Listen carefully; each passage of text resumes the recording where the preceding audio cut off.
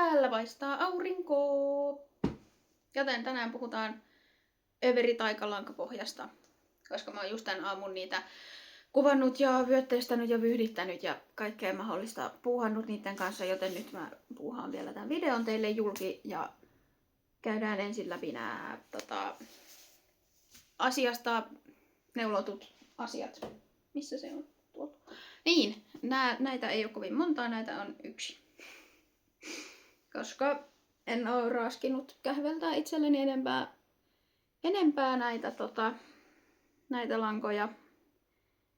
Tässä ei ihan hirveästi nyt toi kimalle näy, mutta yhdessä näkyy sitten ainakin. Tää on siis tämmönen kauluri kautta tuubihuivi ja se painaa 52 grammaa, eli todella riittoisa lanka myös tääkin. Ja nyt, koska edelliseltä videolta unohtui kokonaan kertoa ne langan tiedot, niin nyt tulee täältä numeroita. Eli 100 grammassa 375 metriä, 90% merinovillaa ja 10% lureksia, ja tämä on Superwash käsitelty. Ja sitten katsotaan nämä värit. Ensin aloitetaan näistä vanhoista ja tutuista. Eli reivipyyhti. Nämä on hauskasti näköjään joku minä vyyhdittänyt eri päin. Eli ovat täysin sama lanka, mutta eri lailla vyyhditettynä, niin sen takia näyttävät vähän erilaisilta. Ja sitten on kukkaseppele. Nämäkin on näitä alkuperäisiä värejä tähän lankapohjaan. Tää on todennäköisesti nykyisin nimeäisin eri tavalla, mutta silloin olen nimennyt tällä tavalla, joten sillä mennään.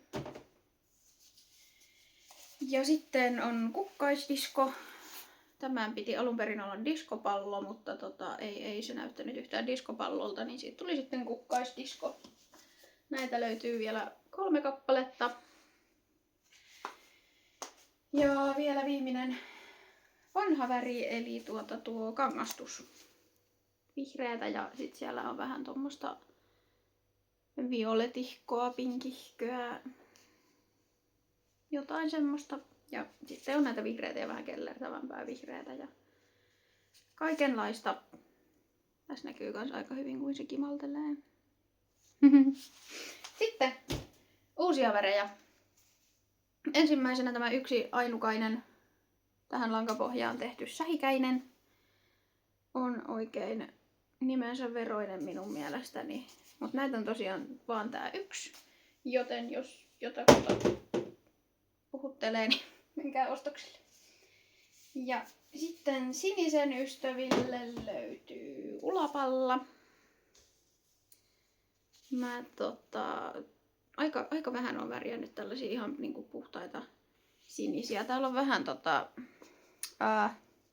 mä ärsyttää, kun tuolle teal-värille ei oikein ole sellaista suomennosta, niin mutta sitä on vähän täällä seassa semmoista sinivihreätä.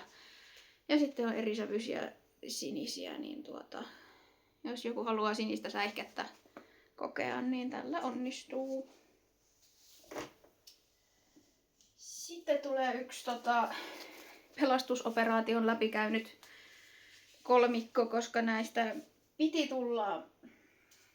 tulla jotain muuta, mutta ei tullut, tuli aika hirveetä, niin sitten se pelastettiin tämmöiseksi kummastukseksi, joka on hyvinkin tummia vihreitä pitää sisällään. Ja joo, tässä itse asiassa nimeämisen kanssa oli silleen, koska mä laitan tästä kuvan tolle mun myyntiassistentilleni niin kutsutusti. Hän aina noissa myyjäisissä mun mukana, niin sit aina välillä kuulustelen häneltä näitä nimi-ideoita, niin sieltä tuli sit jotain viidakkoa ja sitä kun sieltä lehvistöstä loistaa kuunsäteet ja kaikki tällaiset läpi. Ja sit mä olin hetken, viidakon yö, ei. Viidakon tähtöiset, joo kyllä, tää on loistava idea, mutta sit mä olin hetken, no ei ehkä ollutkaan niin loistava idea, joten heistä tuli nyt sitten kummastuksia, mutta joo, semmonen tarina sillä nimellä. Ja sit vielä viimeinen väri tällä erää. magnetismi. Tän nimeäminen oli yhtä painajaista, en meinannut keksiä mitään, mutta siitä tuli nyt sit lopulta magnetismi. Täällä on pinkkiä ja violettia ja sinistä ja kaikkea ihanaa, mistä minä tykkään.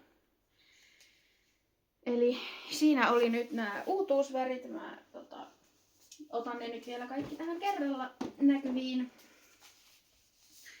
Eli överitaikaa kaikki. Merinovillaa ja lureksia. Superwash käsitelty. Ja tää kun mä näin tän langan ekan kerran, mä olin vähän silleen, että apua, tää varmaan on todella ikävä ihoa vasten, mutta kun mä oon tätä on käytellyt, tätä mun tuupihuivia, niin ei se lureksialla haittaa. Ei se ihan yhtä sellainen pehmeä ja kutittamaton ehkä ole kuin toi sukkataika tai tuplataika. Mutta tulkaa messuille hypistelemään ja kokeilemaan, että miten se teille sopisi. Mutta siis ei se mua kutita, mutta jos joku on todella herkkä, niin sit kannattaa ehkä käydä tunnustelemassa ennen ostopäätöstä. Ja joo, siinäpä oli varmaankin överitaika-asiat, koska en ole hirveästi ehtinyt siitä itsekään neuloa, enkä ole raaskinut, mutta joo, sen verran korjaan eiliseltä videolta, että se Hämeenlinnan händihän on siis 14.3. Ei 12.3. 14.3. lauantaina. Tulkaa Hämeenlinnaan Verkatehtaalle. Siellä olen ja tiedän, että siellä on muutama muukin värjäri, joten varmaan saadaan oikein hyvä myyntipäivä kaikille. Ja joo, siellä sitten tavataan seuraavan kerran todennäköisesti tässä jonain päivänä tuplataikojen nimissä, kunhan mä saan niitä vähän lisää värjättyä. Mutta joo, kiitos taas huomiosta.